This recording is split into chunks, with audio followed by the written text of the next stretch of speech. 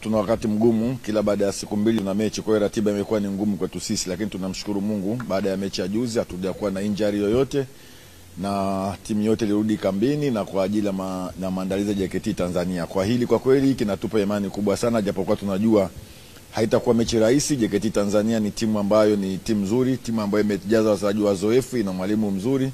Haitakuwa mechi rahisi, lakini pamoja na ugumu wao tunahakikisha kupata matokeo katika mchezo wa kesho.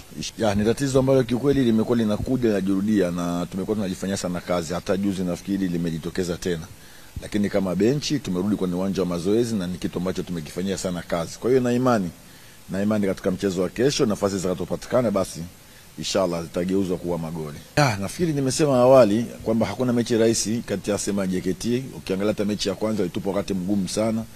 Na kesho tutakuwa katika uwanja wao. Kiukweli tumejiandaa vya kutosha pamoja na ugumu wao, na katika uwanja wao tuhakikishe tunapata matokeo kwenye mchezo wa kesho. Kiukweli sisi tulitarajia game hizi lazima zitakuwa ni game ngumu, kwa sababu watu wote wamekuwa ni watu wagumu kwetu sisi, na hilo sisi tulijua mapema kabisa kupata upinzani na namna hii.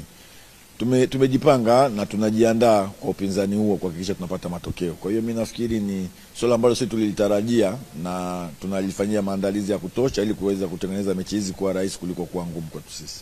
Kwanza niwapongeze mashabiki wetu. Kiukweli wamekuwa ni watu muhimu sana kwetu sisi, wamekuwa wakitusupport, wakitufuata sisi kwa kila hali, ujue wamekuwa na sisi katika matokeo yoyote ambayo yako sisi. Kwa hiyo mimi niwapongeze na niendelee kuwaomba wawe na sisi na waje kutupa support, tuhakikisha tufanye kile kitu kila mwana Simba anahitaji timu yake ya Simba ifanye. Kwanza niwapongeze mashabiki wetu. Kiukweli wamekuwa ni watu muhimu sana kwetu sisi, wamekuwa wakitusupport, wakitufuata sisi kwa kila hali, ujue wamekuwa na sisi katika matokeo yoyote ambayo yako sisi. Kwa hiyo mimi niwapongeze na niendelee kuwaomba wawe na sisi na waje kutupa support, tuhakikisha tufanye kile kitu kila mwana Simba anahitaji timu yake ya Simba ifanye. Kwanza sisi kama wachezaji tuko tayari kwa mchezo wa kesho na tumeweza kujiandaa vizuri kama mwalimu alivyosema. Baada ya mchezo wetu wa juzi, baada ya kuisha tuweza kurudi kambini kuweza kujiandaa na mchezo huu.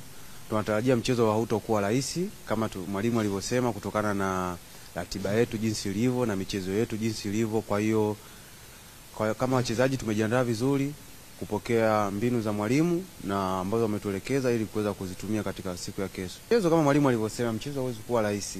Kama raundi ya kwanza mchezo ulikuwa mgumu, na hasa saizi ukizingatia michezo ni ya mwisho, kila timu inajizatiti kufanya vizuri. Kwa hiyo tunajua kabisa mchezo hauwezi kuwa rahisi, lakini sisi kama Simba tunataka pointi 3. Kwa hiyo lazima tuoneshe ukubwa wetu, lazima tucheze kwa kujituma, tucheze kwa ufanisi mkubwa, tucheze kwa kutumia nafasi ambazo zitapatikana.